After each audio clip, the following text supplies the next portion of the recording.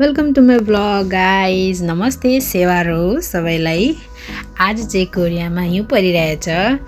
म चाहिँ ख्याङ्गिदो गोयाङ्सी सिटीमा बस्छु। यो चाहिँ ख्याङ्गिदोको गोयाङ्सी सिटी बुसान्दोङमा हिउँ परिरहेछ। पर्नु चाहिँ अरू बेला नि परेको हो, तर यो चोटि चाहिँ मैले भिडियो सुट गरिरहेको छु।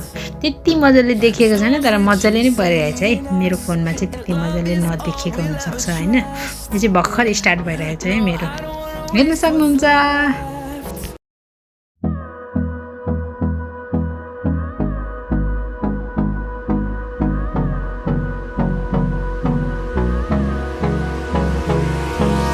Hold me close till I get up.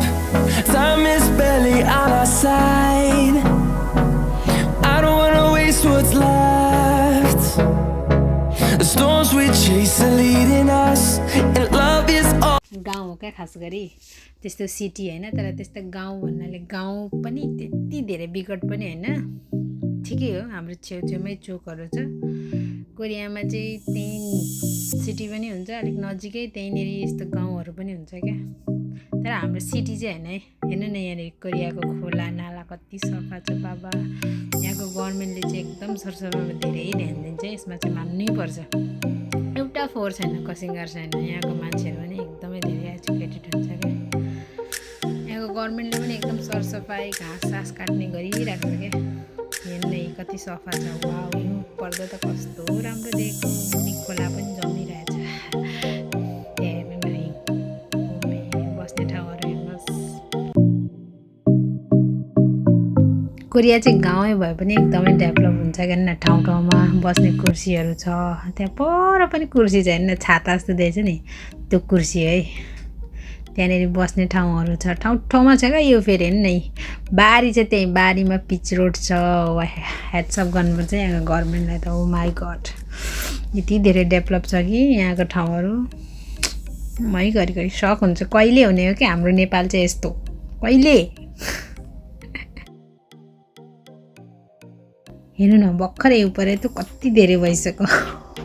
ओमे कति धेरै, कस्तो ब्युटिफुल। भर्खरै हिउँ परेको थियो कि कति धेरै भइसक्यो क्या। हेर्नु न, ओ माई गड, कस्तो ब्युटिफुल छ। यो झन् सहरमा भयो कस्तो राम्रो देखिन्थ्यो होला। यो चाहिँ हाम्रो गाउँ पऱ्यो क्या अलिकति, त्यति धेरै पनि होइन, तर गाउँ परेको त्यो भएर मात्र सहरमा भए कस्तो राम्रो देखिन्थ्यो होला। ओ माई गड।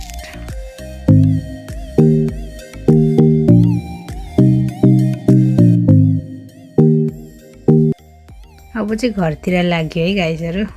धेरै जाडो भयो क्या। धेरै बाटो काट्ने बेलामा हेर्नुपर्छ क्या यता र यता। त्यही देखाएको क्या मैले। सँगसँगै मसँग एउटा डगी पनि छ क्या, त्यसले वाक्क लगाइसक्यो क्या। त्यसलाई मैले त्यति देखाएको छैन। त्यसले दिक्क लगाइसक्यो। जाडो पनि धेरै भइसक्यो, चाहिँ घरतिर लाग्नुपर्छ। ओके, अब चाहिँ छिटो छिटो गरेर घर जाँदैछु होइन गाइजहरू। त्यही भएर अब चाहिँ म बन्द गर्छु ल भिडियो। ओके, बाई बाई गाइजहरू। See in the next video. हेरिदिनु होला मेरो भिडियो, अनि सब्सक्राइब पनि गरिदिनु होला। मन परिहाल्यो भने लाइक पनि गरिदिनु होला। त्यति लाइक र सब्सक्राइब गर्दा त के नै जान्छ र, गरिदिँदा त हुन्छ। तपाईँहरूको खुसी गरिदिनु भयो भने ठिक छ। Okay, bye by guys, by.